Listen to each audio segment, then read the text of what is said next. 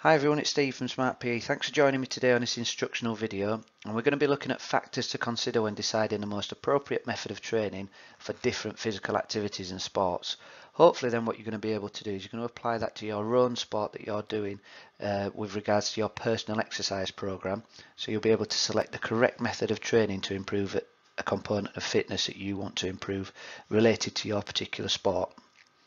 What you should have in front of you is the A3 sheet that you can see on the video tutorial that I'm talking over now, and you should have this slide on the front, and then you've got that on the reverse. So just a little bit of information about how this instructional video works. So from time to time I'm going to ask you to write bits of information on the sheet, and when I do that I'll ask you to pause your video so you don't have to rush through anything. And then when you've written down what you need to write down, or everything you can think of, you then press play on the video again, where I'll then reveal some of the answers or give you some more information that you might need to do. So the first thing that I'd like you to do is, just in the table in the top left, I'd like you to just try and write down as many methods of training in this column as you can possibly remember from your previous lessons. So pause the video now, and when you're ready press play. Okay, so the methods of training that you could have selected were as follows.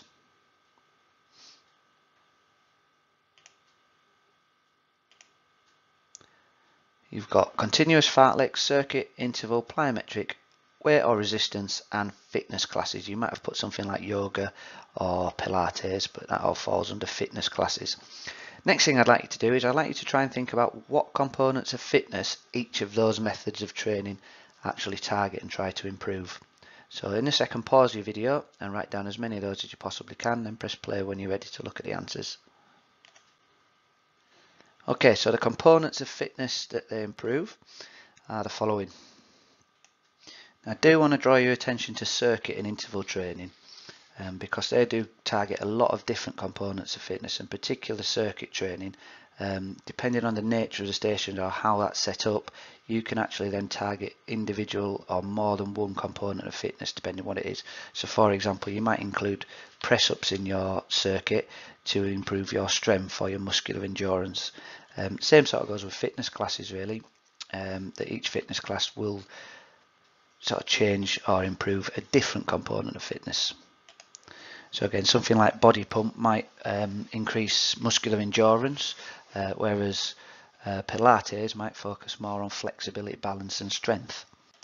Okay, the next thing I want you to do is just go to the box in the top right, so this one here, and I just want you to write down what things that you think you should consider when you're thinking about what training method you would like to select. Okay, don't worry too much if you think you're going to write the wrong answer in. You can just cross it out, it doesn't have to be neat, but just have a go at writing down as many things as you can think of that you might need to consider. So pause your video now please. Okay, you've probably written down a lot of different factors that you might need to consider, but on the GCSE PE specification it falls under 3 headings really.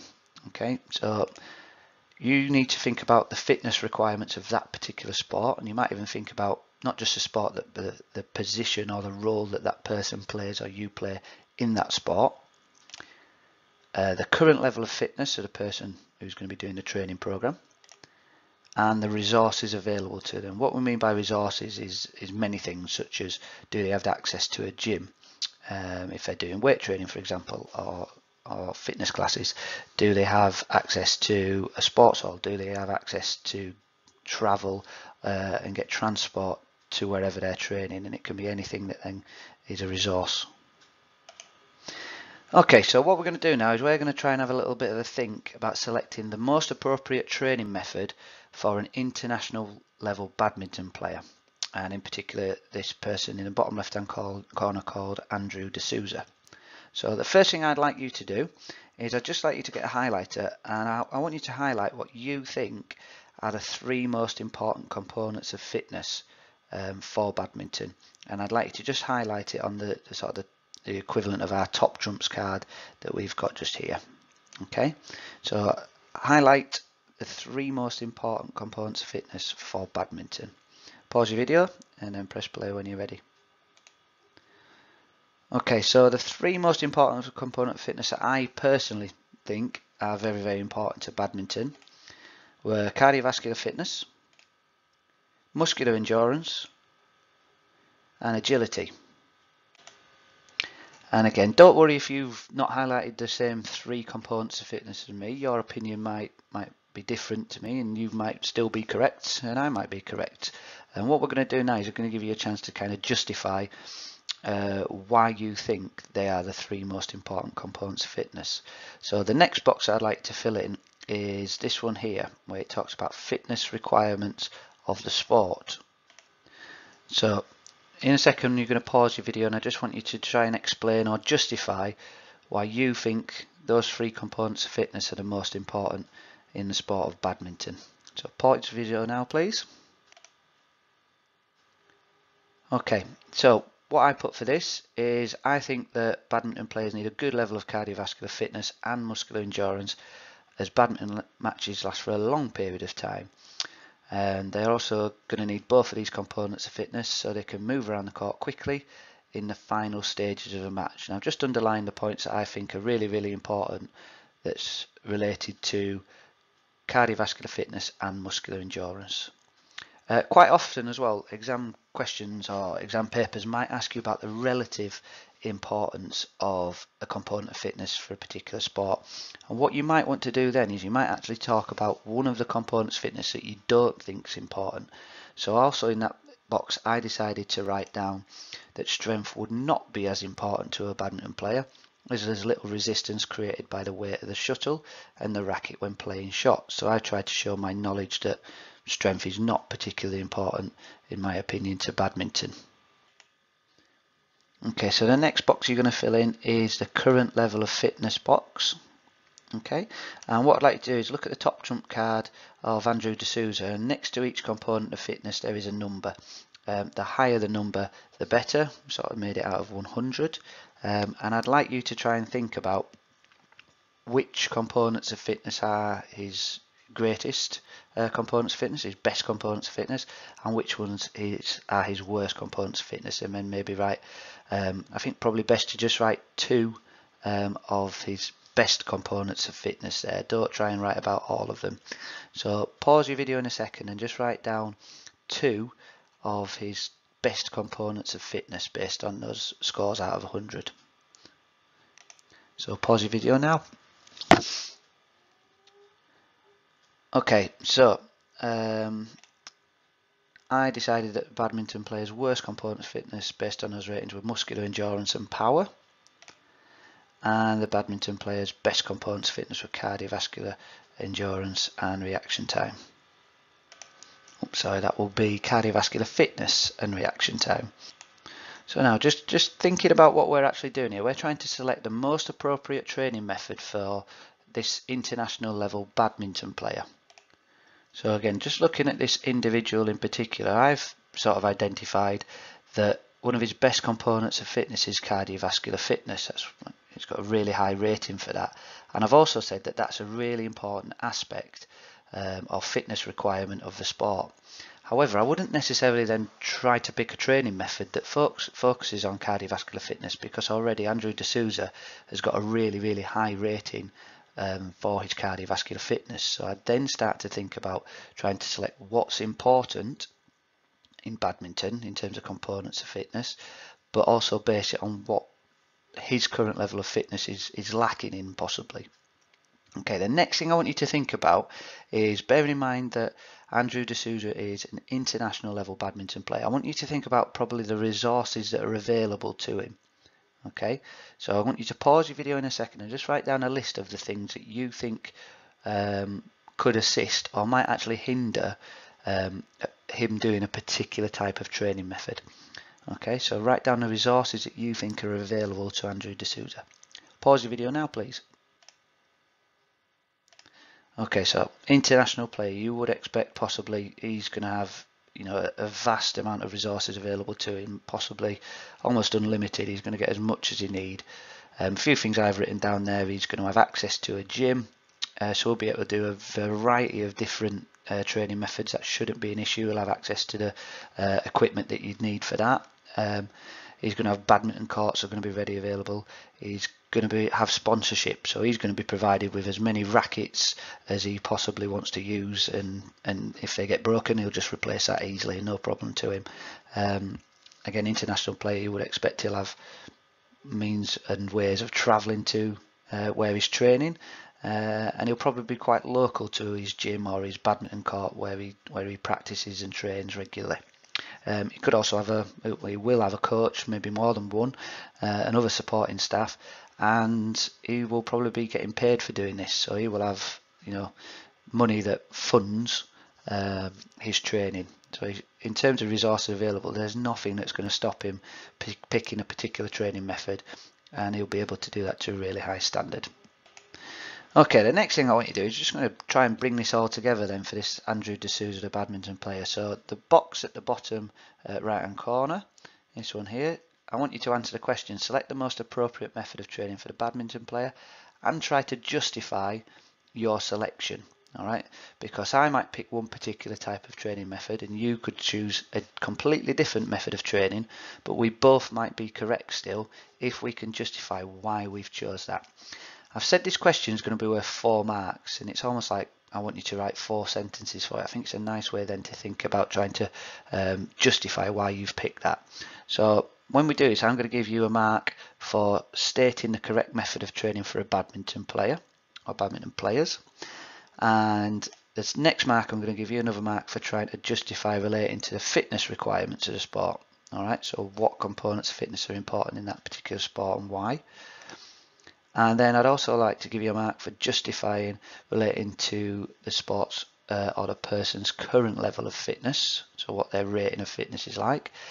And a final mark then for justifying relating to the resources available. Okay, so what I'd like you to do is pause the video, have a go at writing a short paragraph that's hopefully going to get you 4 marks for that. You might want to then check with your teacher to see if they think you've justified your method of training selection. Okay, hopefully you've done a good job of that and your teacher's happy with what they've seen. Next thing you're going to do now is you're then going to flip over your page, please, and you'll be presented with this. Okay, we're going to go through the same process as well. Okay. What I'd like you to do first of all though for this one is I'm going to ask you to pause the video, and I'd like you to go through everything first of all by yourself. So I'd like you to select which components of fitness you think are most important to a shot putter by highlighting them on the top trumps card, and I'd then like you to then fill out the 4 boxes. Okay, once you've filled that out, I'm then going to go through my opinion on what I think is the most important components of fitness, the fitness requirements of the sport, and that type of thing as well. Just remember as well, when you do the fitness requirements of the sport, do have a think about possibly writing a sentence where you're saying that one component of fitness might not be as relevant to shot put on the first card. Alright, so you're just filling out this row here on the shot putter.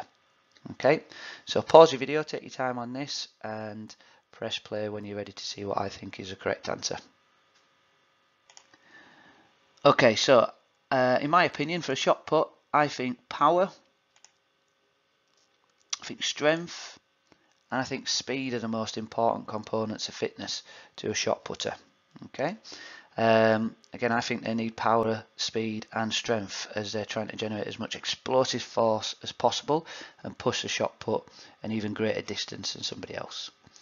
I've said cardiovascular fitness is not important as throwing a shot put only takes a short amount of time, and there's a long recovery period in between each of the person's throws.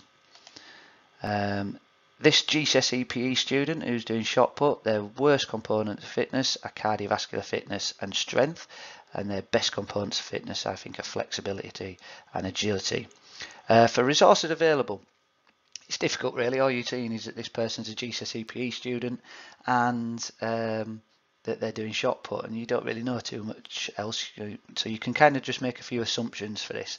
So I've just sort of put that they possibly won't have as much access to gymnasiums, transport, equipment being replaced if it gets damaged, quite as much as a badminton player. So I'm sort of indicating that the resources available might be a little bit more limited for this person. Okay, same sort of thing again with the last box where we've selecting the most appropriate method of training on that 4-mark question.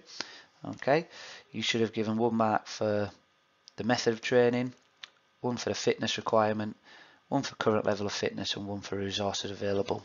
Alright, again, you might want to see if your teacher wants to have a little read of that and check your understanding and your application of that. Okay, the last thing that you're going to do now is you're going to select the most appropriate training method for yourself. Okay, now this is probably the most important bit. Hopefully you've got a good understanding based on the shot putter and the badminton player about the things you need to consider, but I need you to think about selecting the most appropriate training method for you. Okay, so what you're going to need to do on your top trumps card is just fill your name out at the top. You could draw a little picture that might represent the sport that you are going to be performing throughout the 2 years of your course, and that you might be really relating your training method and your personal exercise program to. Okay, so once you've decided what sport you're going to select, and again I would really stress, pick a sport that you play regularly for or train regularly for a club, because you have a better understanding for that, or that you might do it extracurricular within school time. Alright, once you've selected your sport, I'd like you to try and sort of just out of 100 give yourself a score for each of the components of fitness, just roughly, without necessarily doing any fitness tests before. It's just your opinion on where you think you are for those components of fitness. The next thing you're going to do is you're going to highlight what you think are the 3 most important components of fitness for your particular sport. Okay, and then you're going to go through the boxes. So you're going to then say what the fitness requirements of your sport are. Once you've done that, you're going to talk about your current level of fitness, and again, based on yourself and your own situation at the minute, what resources do you have available, thinking about selecting what type of training method. Because if you're thinking about maybe selecting weight training or resistance training, but you don't have access or membership to a gym that has those facilities available, you're kind of wasting your time. So you need to think about the resources you've got available. Okay, again, once you've done all that, I'd like you to answer the 4-mark question and then check with your teacher to see if they think you've done a good job or not. Okay, I hope this video has been worthwhile. It might end up being used for a little bit of homework, but good luck.